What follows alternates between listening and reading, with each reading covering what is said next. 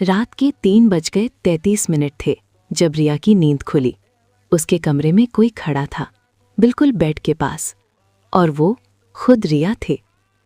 रिया अकेली रहती थी, छोटा फ्लैट, पुरानी बिल्डिंग।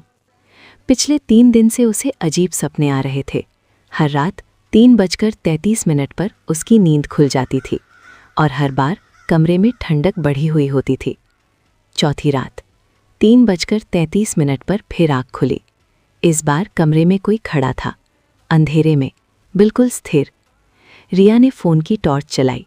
सामने वो खुद थी, वही कपड़े, वही चेहरा, वही बाल, लेकिन उसकी आंखें काली थीं, पूरी तरह। रिया चीखना चाहती थी, लेकिन आवाज़ नहीं निकली। वो चीज़ धीरे धीरे मुस्कुराई, फिर उसने अपनी उंगली होठों पर रखी। श्श। अगले पल वो गायब हो गई।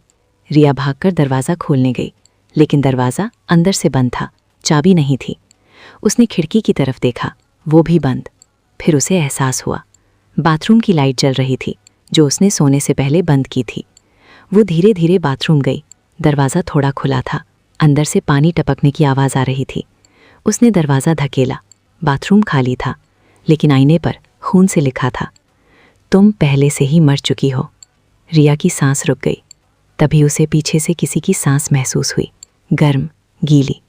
उसने पीछे मुड़ने की कोशिश की, लेकिन उसकी गर्दन नहीं घूमी।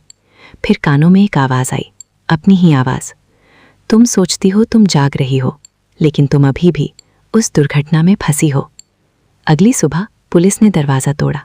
रिया बाथरूम में मिली, बेहोश, ठंडी, लेकिन जिंदा। डॉक्टर ने कहा कोमा में है, 3 हफ्ते से। माँ रोने लगी, लेकिन कल तो उसने मुझे फ़ोन किया था। डॉक्टर ने सिर हिलाया, मैडम, आपकी बेटी 3 हफ्ते से बोली नहीं है।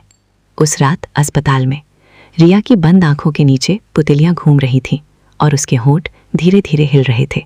नर्स ने पास जाकर सुना। रिया बार बार एक ही बात कह रही थी, 3:33, वो आ रही है, वो मैं हूँ, वो मैं हूँ। कुछ सपने ख़त्म नहीं होते, वो तुम्हें अपने अंदर कैद कर लेते हैं, और असली डर तब शुरू होता है जब तुम्हें पता चलता है कि तुम कभी जागे ही नहीं थे।